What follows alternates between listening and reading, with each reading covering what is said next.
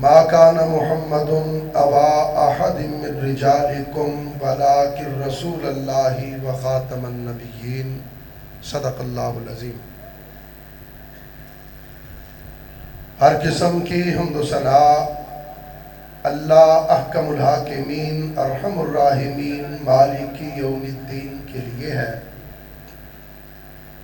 بے شمار انگنت لاتعداد لات محدود درود و سلام ہوں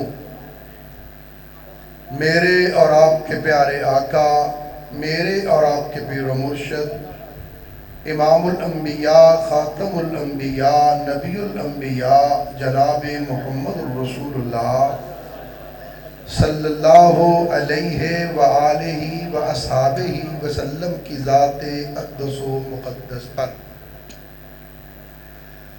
حضرات،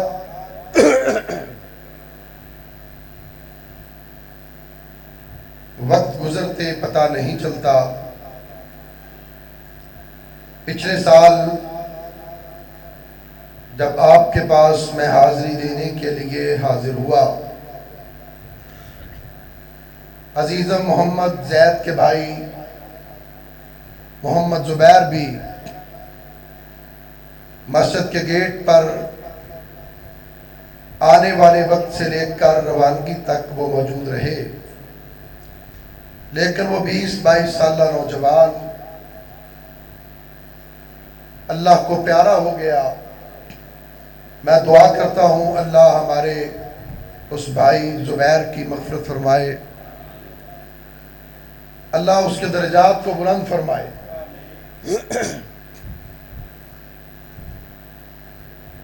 حضرت مولانا عبداللہ ساجد صاحب شیخو پوری، ان کی ساری مسجد کی یہ انتظامیہ مبارکباد کی مستحق ہے کہ جنہوں نے خطبات جمعہ میں سیرت النبی صلی اللہ علیہ وسلم کا ایک سلسلہ مکمل کیا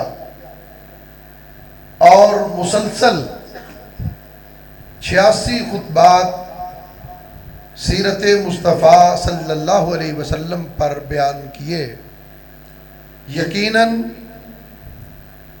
مسجد کی انتظامیہ اور مسجد کے خطیب حضرت مولانا عبداللہ ساجد صاحب شیخو پوری خراج تحسین، خراج عقیدت اور بہت زیادہ مبارکباد کے مستحق ہیں۔ میں چند منٹ آپ سے مخاطب ہوں گا، لیکن میں یہ چاہوں گا کہ آج کی اس گفتگو میں آدھی تقریر میں کروں اور آدھی تقریر آپ کریں۔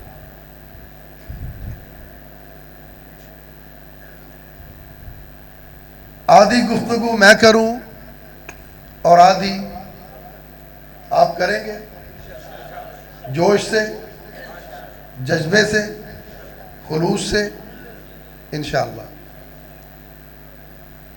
86 خطبات، 1.5 سال ایک ہی موضوع پر جمعہ پڑھانا اور سیرت النبی کے موضوع پر، یہ میرے نبی کی نبوت کا معجزہ ہے، یہ میرے آقا کی سیرت کا معجزہ ہے۔ آج 1,24,000 انبیاء روایات کے اندر موجود ہے، صحیح حدیث ہے، لیکن ان 1,24,000 انبیاء میں سے کتنے نبی ہیں جن کے نام آج زندہ ہیں؟ قرآن پاک نے 26 انبیاء کا ذکر کیا۔ عہد نامہ جدید اور عہد نامہ قدیم کے میں شامل فہرست کو اگر اس میں ایڈ کر لیا جائے تو 78 کے قریب انبیاء کے نام ملتے ہیں۔ انبیاء کی سیرت، انبیاء کی زندگی، انبیاء کا دن، انبیاء کی راتیں، انبیاء کے لیل، انبیاء کے نہار، وہ ملنا تو دور کی بات ہے، انبیاء کے نام تک محفوظ نہیں. ان کی زندگی، سیرت، وہ کیسے محفوظ ہوگی؟ اور پھر آپ یہ بات بھی جانتے ہیں کہ ایک ہی وقت میں، ایک ہی علاقے میں کئی انبیاء تشریف لائے. ابراہیم علیہ السلام بھی نبی تھے، ان کے بیٹے اسماعیل علیہ السلام بھی نبی تھے، ان کے بیٹے اسحاق علیہ السلام بھی نبی تھے، یعقوب علیہ السلام بھی نبی تھے، ان کے بیٹے یوسف علیہ السلام بھی نبی تھے، موسیٰ علیہ السلام بھی نبی تھے، ان کے بھائی ہارون علیہ السلام بھی نبی تھے، حضرت عیسیٰ علیہ السلام بھی نبی تھے، ان کی سگی خالہ کے بیٹے حضرت یحییٰ علیہ السلام بھی نبی تھے.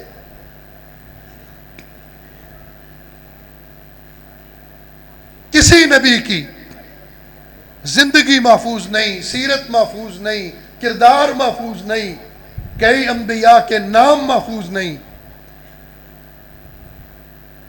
اور میرے اور آپ کے پیارے آقا جناب محمد رسول اللہ صلی اللہ علیہ وسلم کی ساری زندگی محفوظ ہے. پچھلے سال میں نے یہاں سے سبق ختم کیا تھا، جب میں یہاں سبق سنا رہا تھا تو یہاں سے میں نے سبق ختم کیا تھا. اس کی وجہ کیا ہے؟ ان انبیاء کی نبوت ختم اس لیے ان کے نام نہیں ملتے، سیرت نہیں ملتی، کردار نہیں ملتا.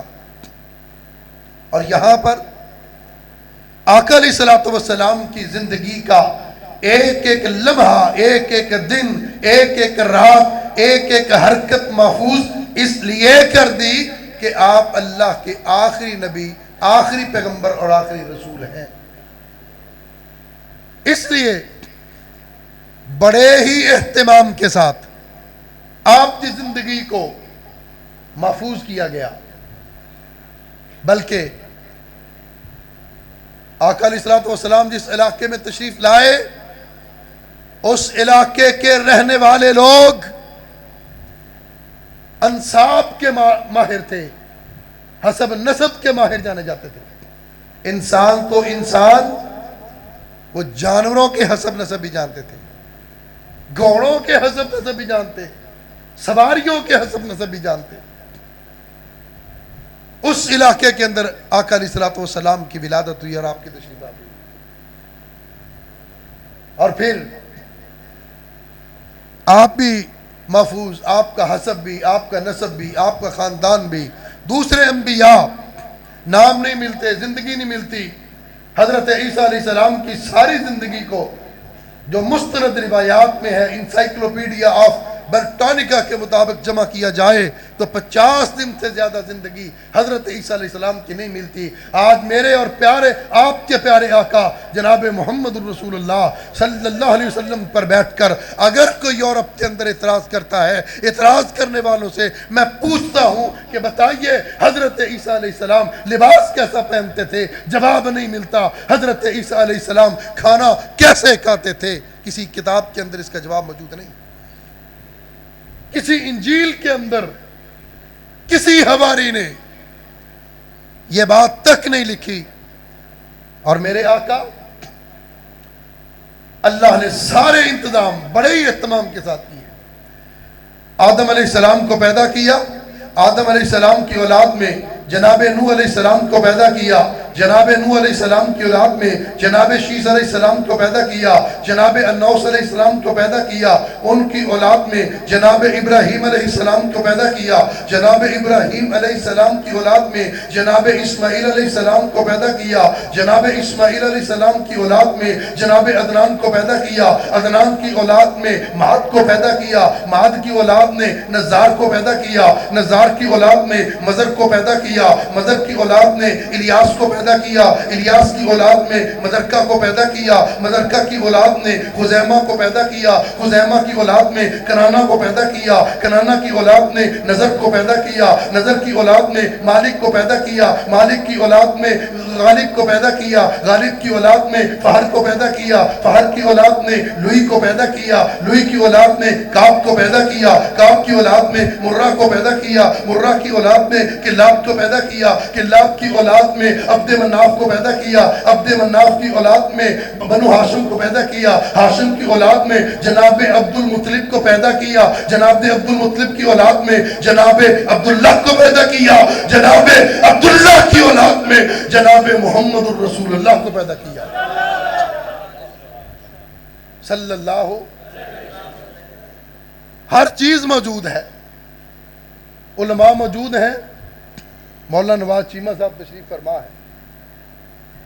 آقا علیہ السلام کے جد امجد قصی بن کلاب، ان کے نام پہ قریش قبیلہ رکھا گیا. قریش تقرش سے ہے، جمع کرنا. آپ کے جد امجد نے عرب کے قبائل کو ایک جگہ پر جمع کیا اور قریش کی بنیاد رکھی. اللہ کے رسول صلی اللہ علیہ وسلم کی ولادت سے 560 سال پہلے آپ کے جد امجد کعب بن لوئی گزرے. کعب بن لوئی کی ساری زندگی محفوظ ہے.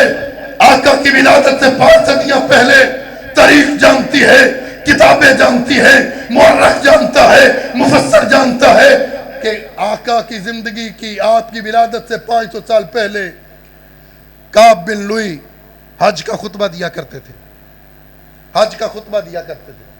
اور یہ جو ابھی خطبے کے اندر مولانا سیف اللہ خالد صاحب نے اما بعد کا لفظ پڑھا، یہ اما بعد کا لفظ سب سے پہلے آقا علیہ السلام کے جد امجد کعب بن لوئی نے پڑھا تھا. اور اللہ کے رسول صلی اللہ علیہ وسلم نے اس کو برقرار رکھا اور اپنے خطبے کے اندر بھی اس کو ایڈ رکھا. 560 سال پہلے کعب بن لوئی کی ملاقات حضرت عیسیٰ علیہ السلام کے حواریوں کے ساتھ بھی ثابت ہے. ایک ایک شخصیت محفوظ، آپ کے خاندان کے، حزب کے، نسب کے، جناب عدنان سے لے کر جناب عبداللہ تک ہر چیز محفوظ. کیوں؟ کہ اس پر نبوت کا دروازہ بند ہونا تھا، نبوت ختم ہونی تھی، اور اللہ نے اپنے محبوب کی نبوت کو، سیرت کو محفوظ کر کے دنیا کے سامنے پیش کیا.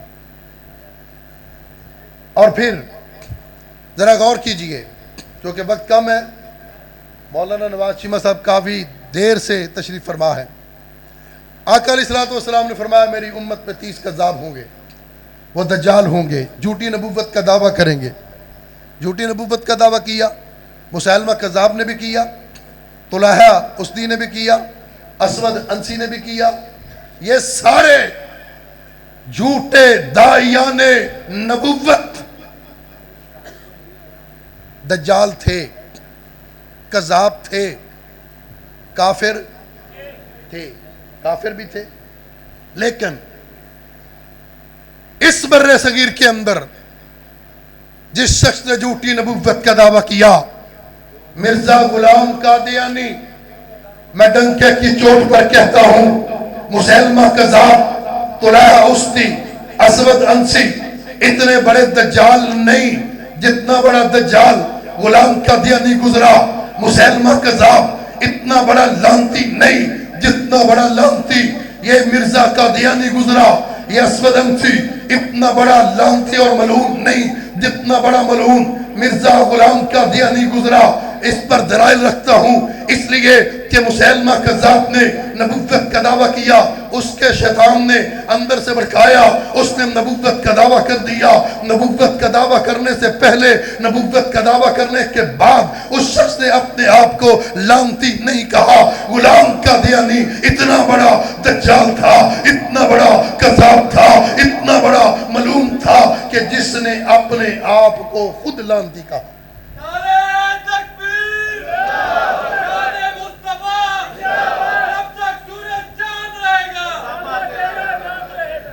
اپنے آپ کو لعنتی کہا جب 1878 میں یہ افواہ بکنے لگا، علماء نے اس کی گرفت کی، اس نے کہا محمد الرسول اللہ صلی اللہ علیہ وسلم کے بعد جو شخص جس معنی میں، جس انداز میں، جس لفظ میں نبوت کا دعویٰ کرے وہ لعنتی ہے، ملعون ہے۔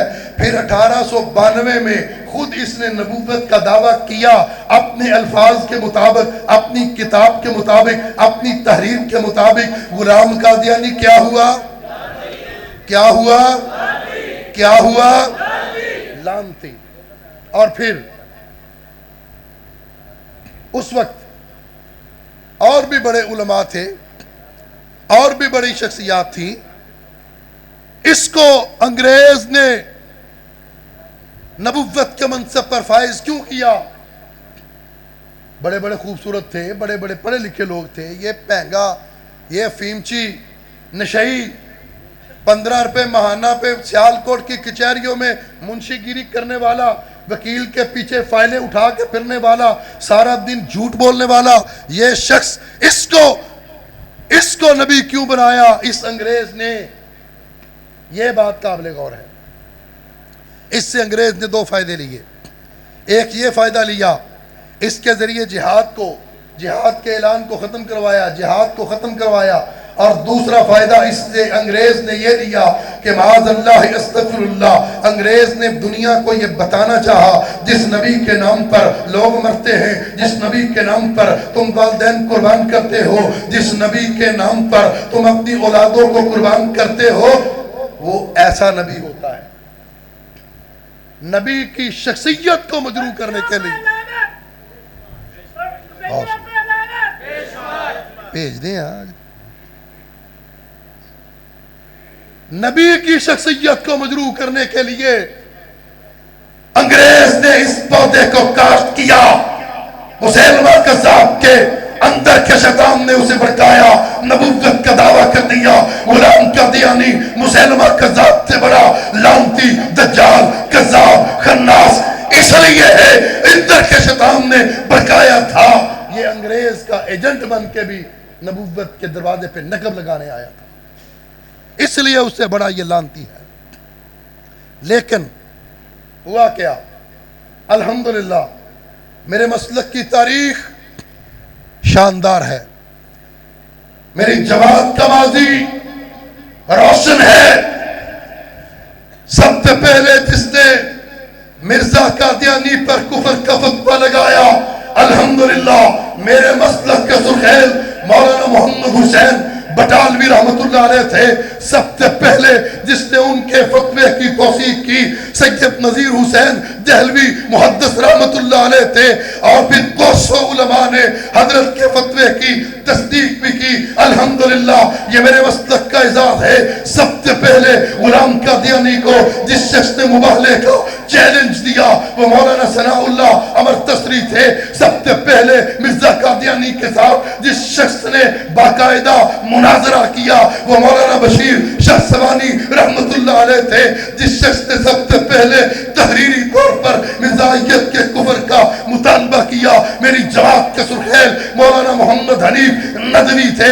جس شخص نے سب سے پہلے سب سے زیادہ کتابیں مرزا قادیانی کے خلاف لکھی ابراہیم میر سیالکوٹی رحمت اللہ علیہ تھے۔ جس شخص نے سب سے پہلے عربی زبان کے اندر مرزا کے دجل کو، قادیانیت کے اس کفر کو دنیا کے سامنے بے نقاب کیا شہید اسلام علامہ احسان الہی ظہیر شہید رحمت اللہ علیہ تھے۔ سب سے پہلے مرزا قادیانی کے ساتھ جس شخص نے مباہلہ کیا مولانا عبدالحق غزنوی تھے۔ جس شخص کو سب سے پہلے فاتح قادیاں کا لقب دیا گیا میری جماعت کے رہنما، میری جماعت کے رہبر، میری جماعت کے سرخیل حضرت مولانا ثناء اللہ امر تسری رحمت اللہ علیہ تھے۔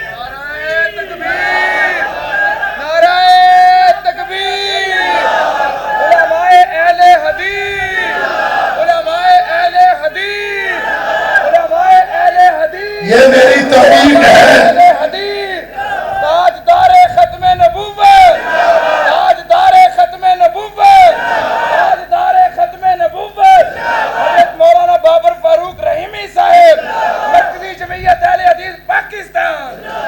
یہ میرے مسلک کی تاریخ ہے، یہ میرے مسلک کا کردار ہے، یہ میرے اکابر ہیں۔ بات یہاں تک نہیں رکی، 1953 کے اندر بریلوی مکتبہ فکر، دیوبندی مکتبہ فکر، شیعہ مکتبہ فکر، اہل حدیث مکتبہ فکر پر مشترکہ مجلس عمل تشکیل دی گئی، اور مجھے اعزاز حاصل ہے مرکزی جمعیت اہل حدیث پاکستان کے امیر سید داؤد غزنوی رحمت اللہ علیہ اس مشترکہ مجلس عمل کے سب سے پہلے ناظم اعلیٰ بنے۔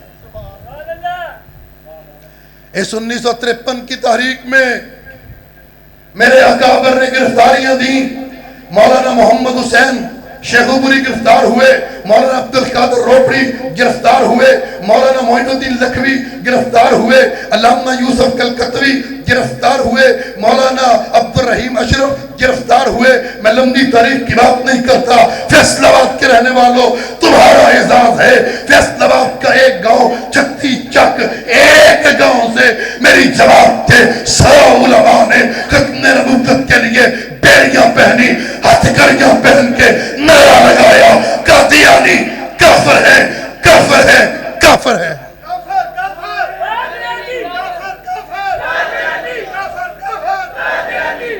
بیڑیاں پہن کے کیا کہا؟ قادیانی۔ اور باہر نے انہوں پتہ لگا، اور جو باہر بندے بیٹھے نا قادیانی، ہاتھ کڑیاں پہن کے میری جماعت کے علماء نے کیا نعرہ لگایا؟ قادیانی۔ جیلوں میں جا کے کیا کہا؟ قادیانی۔ کہتے ہیں جی یہ مولوی کافر کافر کرتے ہیں، ان کو اور کام ہی کوئی نہیں۔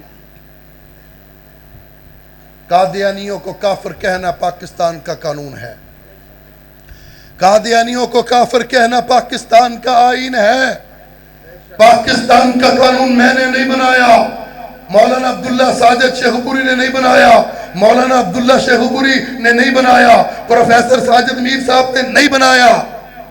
یہ قانون بن کیسے گیا؟ ذرا غور کرنا۔ 30 جون 1974 کو پارلیمنٹ کے اندر ایک بل پیش ہوتا ہے، پرائیویٹ بل۔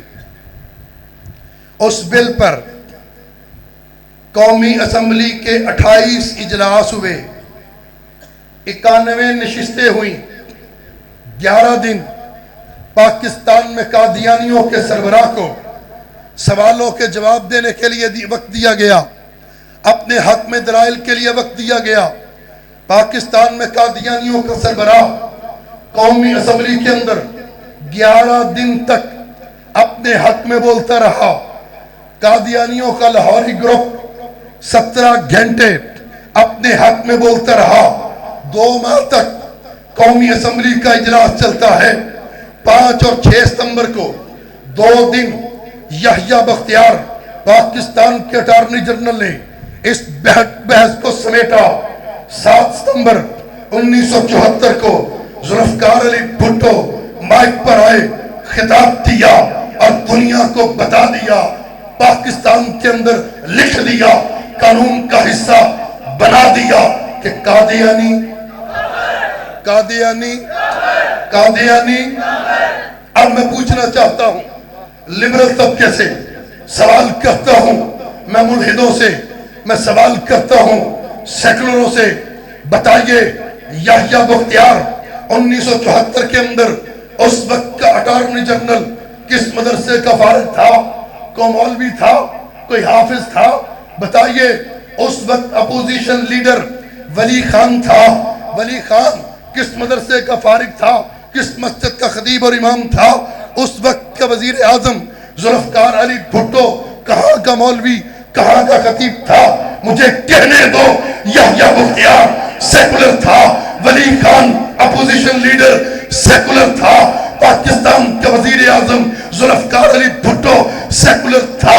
ان سیکولروں کے ہاتھوں رب ذوالجلال نے ختم نبوت کی حفاظت کی، قادیانیت کے کفر کا اعلان کروانا، ان سیکولروں سے قادیانیت کے کفر پر مہر لگانا، اور لوگوں میرے آقا کی ختم نبوت اور نبوت کا معجزہ ہے۔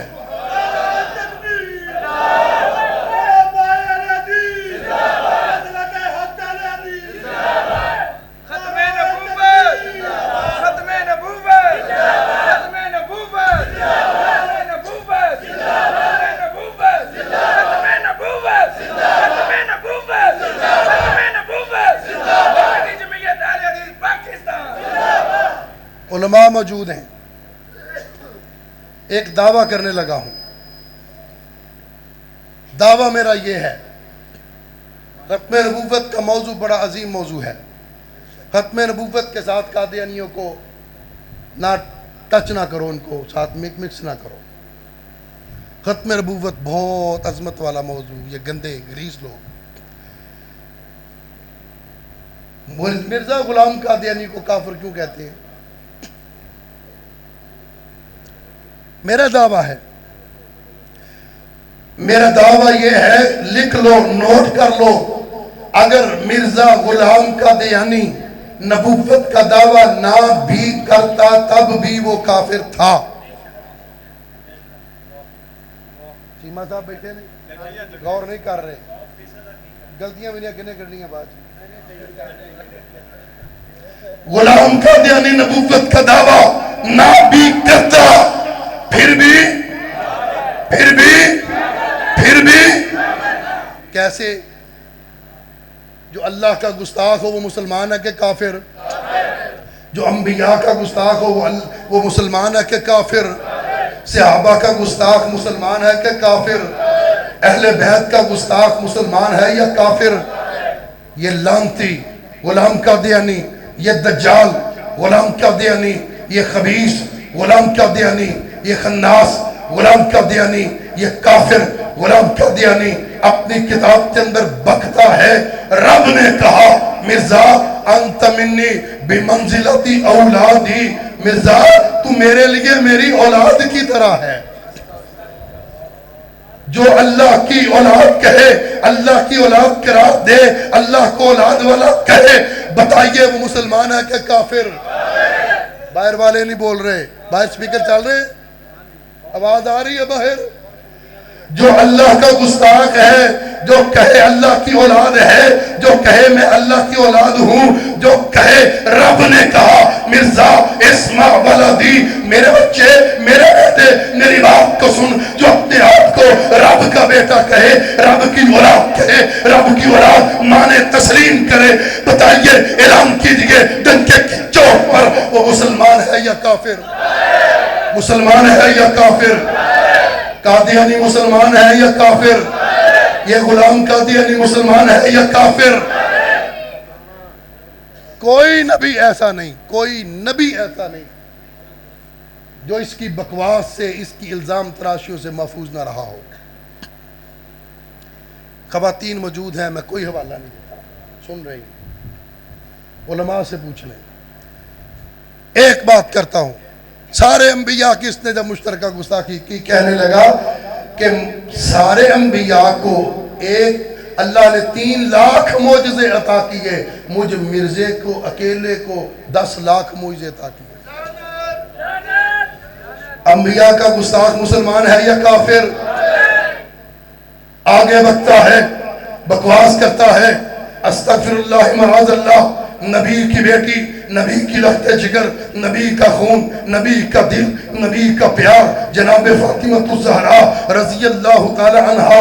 کون فاطمہ جس کے چہرے کو کبھی آسمان کے سورج نے بھی نہیں دیکھا تھا، وہ شرم والی فاطمہ، وہ حیا والی فاطمہ، اس فاطمہ الزہرا رضی اللہ تعالی عنہا کے بارے میں یہ غلام قادیانی بکتے ہوئے کہتا ہے، میں نے عالم رؤیا میں دیکھا، میں نے کشف کی حالت میں دیکھا، اس کی سوچ کی غلاظت کا اندازہ لگائیے، اس کی ذہنیت کی غلاظت کا اندازہ لگائیے، اس کی فکر کی غلاظت کا اندازہ لگائیے. بکتا ہے، میں نے عالم کشف میں دیکھا، میں بی بی فاطمہ کی ران پہ سر رکھ کے لیٹا ہوا. بی بی فاطمہ کا گستاخ مسلمان ہے یا کافر؟ ذرا زور سے بولے، مسلمان ہے یا کافر؟ غلام قادیانی مسلمان ہے یا کافر؟ کہتا ہے کس حسین کی بات کرتے ہو؟ میں گریبان کھولوں تو 100 حسین جھڑتے ہیں. اہل بیت کا گستاخ مسلمان ہے یا کافر؟ آج وعدہ کرو، عزم کرو، آپ کے سامنے کوئی بھی رکاوٹ آئے. میرے اسلاف نے قادیانیوں کے کفر پر کام کیا، قادیانیوں کی غلاظت کو عام کیا. آج آپ کے سامنے اگر کوئی جرنیل آ کے کھڑا ہو جائے، عزم کرو، وعدہ کرو، اعلان کرو، ہم پھر بھی انشاءاللہ اعلان کریں گے، قادیانی کوئی سامنے جج آئے پھر بھی کہیں گے قادیانی، سامنے سیاستدان آئے پھر بھی کہیں گے قادیانی، قادیانی۔ اگر آپ کے سامنے کوئی جیل آ جائے پھر بھی کہیں گے، ہتھ کڑی پہن کے کہیں گے، جیل میں جا کے کہیں گے، بیڑیاں پہن کے کہیں گے، پھانسی کے پھندے پہ جھول کے کہیں گے قادیانی، قادیانی، قادیانی، قادیانی۔ اور جو ان کے کفر کو تحفظ دینے کے لیے آئے گا انشاءاللہ مرکزی جمعیت اہل حدیث پاکستان کا بچہ ناموس رسالت کے لیے، تحفظ ختم نبوت کے لیے کٹ جائے گا، مٹ جائے گا، ذبح ہو جائے گا، لیکن انشاءاللہ ناموس رسالت پر اور ختم نبوت پر آنچ نہیں آنے دی جائے گی۔